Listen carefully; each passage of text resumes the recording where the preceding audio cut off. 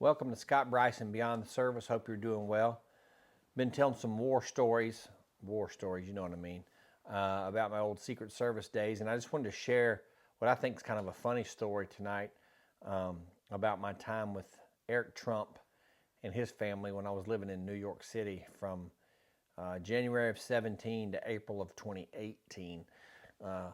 Some really good memories from that. Some hard days. That was a hard assignment, but it was by far my most rewarding assignment I have ever had. But one of the stories I want to tell tonight is we went to Aspen. Both years I was there, we went to Aspen, and I knew that Eric was a good skier because his mom has passed away now, Ivana Trump. From the old Czechoslovakian, I think, am I saying that right? Gosh, I hope I didn't get that wrong. She was an alternate for the Olympic ski team, something like that. In other words, she could ski good. Well, guess what? So could he. And if you don't know, Eric's really tall. He's 6'5", so he can go really fast. He's a very, very good skier for a guy his size, and of course, because he's so big, he goes fast. Well, Laura, whom I also adore, okay, said, "Oh, I'm an expert skier too," and I'm like, "Yeah, right. I'm sure he is. His genetics and growing up skiing overseas, I get it. But you're from North Carolina, just like I am. Your skiing, expertise is about like mine." So I was just kind of like, "Yeah, right." By the way, she's an extremely fit lady. If you haven't noticed, she was going to all those spin classes when she was pregnant, all the way through her pregnancy, right up to the end. And she is a beast when it comes to physical fitness. So I should have believed her, but I did not. Whatever. Typical man, right? So we go out to Aspen, and I'm the detail leader, so I don't have to do any of this stuff because I kind of quarterback it, right? But I'm like, I'm getting paid to ski. I'm gonna go freaking skiing, man.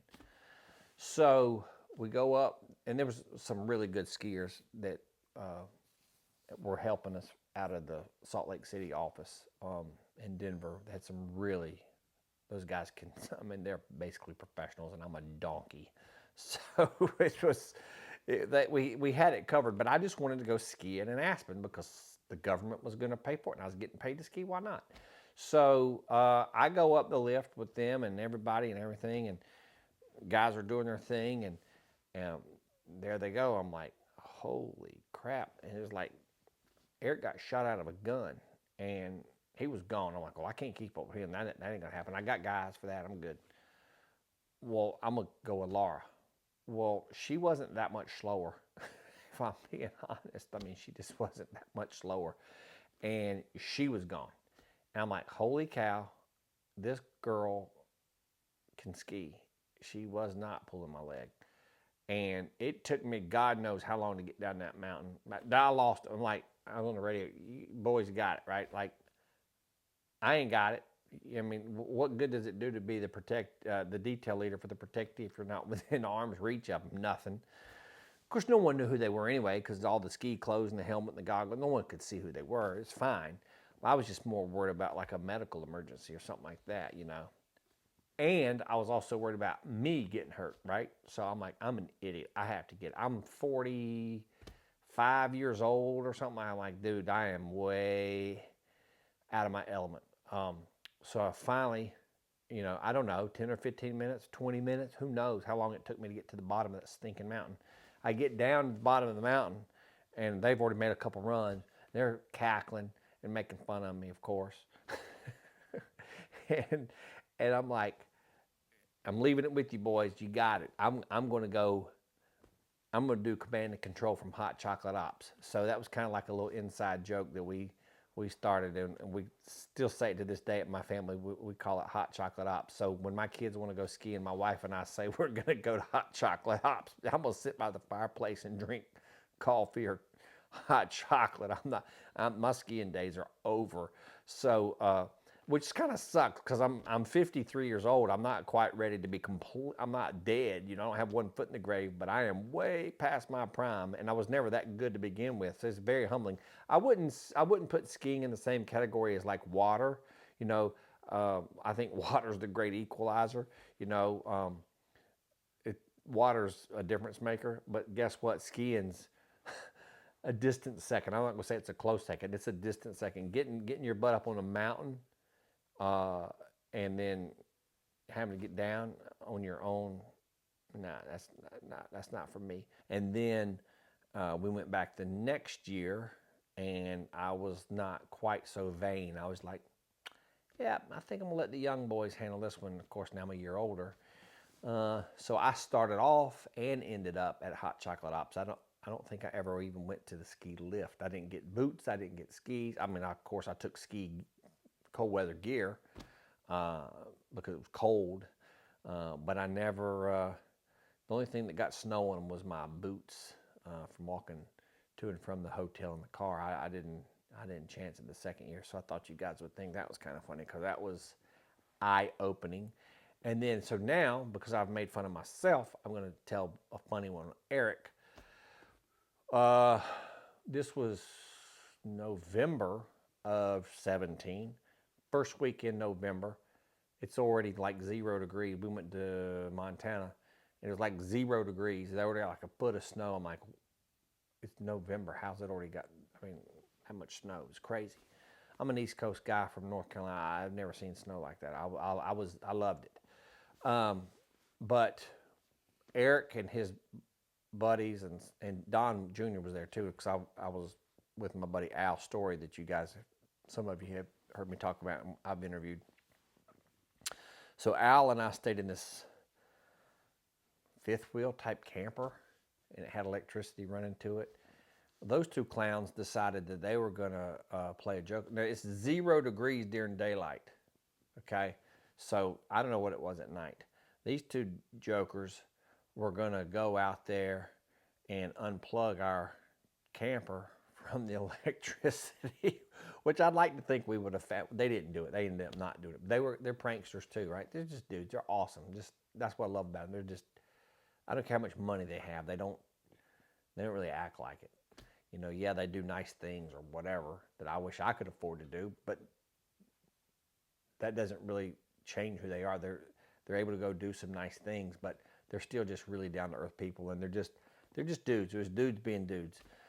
So you had the protectees trying to play a joke on the Secret Service, but for whatever reason, I think they decided not to because it was so friggin' cold.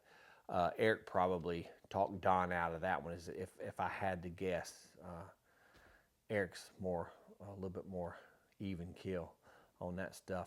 But during that same trip, they went out. There were some other guys, and they were doing an elk hunt, and some guys were doing some mule deer hunting, and then they were trying to kill an elk. And this older gentleman that was with them shot. Well, first of all, they shot two. They shot a bull and a cow. I'm like, what are you doing? Why did you shoot the freaking female? What are we doing? But they did. Not Eric and Don. These dudes I don't even know. Older guys that were just there. Who knows? But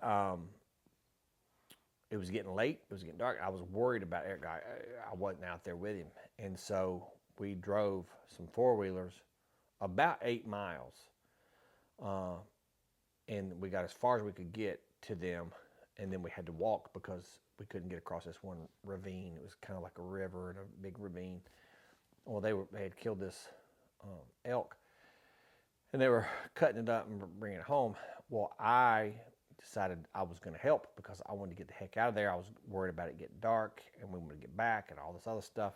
Well, I carried that stupid elk leg for about a mile on my shoulder. That thing weighed about 80 pounds. I don't know if it really weighed 80 pounds. They said it weighed 80. It felt like it might not have. I don't know how much an elk weighs. That thing was heavy. I had it across my shoulder, and I walked a mile in the snow with it. By the time I got back to my four-wheeler, I was just drenched in sweat. Now I've got to drive 8 miles on the freaking four-wheeler, and now it's dusk. I mean, the sun is basically gone. And so Al's got his four-wheeler. A couple other guys have theirs. I have mine. Don was already back at the lodge, so it was only Eric and these other dudes. Which the other dudes, they were on their own as far as I was concerned. They weren't my protectee. We had other means for them. But Eric was like, "I'm driving." I'm like, "No, you're not. You're riding in the back." Um, so it was a little weird uh, to have my protectee riding, like a woman would do on a motorcycle, behind her man or whatever. And so he put his rifle between me and him, and he's like, "Don't get excited. That's just my rifle." Hilarious. But he did have to. I don't remember how he hung on. I don't think he really hung on to my waist. I don't remember that. I'm pretty sure he would have rather fallen off than do that. But he probably had to hold on to. Anyway, I don't know. But all I know is I wasn't gonna let him drive the stinking four-wheeler. I wasn't gonna ride on the back of that thing.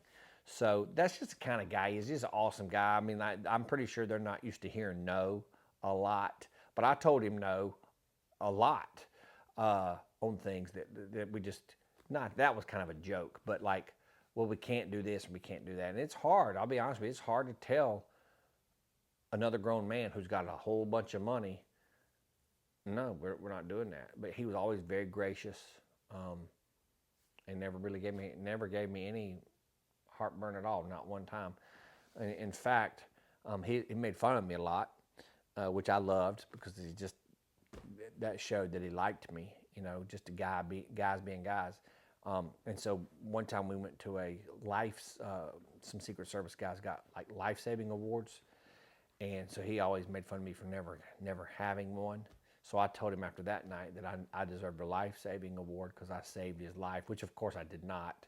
I was being overly dramatic, but that was my one chance to make fun of him because he was out in the middle of nowhere in Montana, and I had to go get him on a four-wheeler, and that was not great.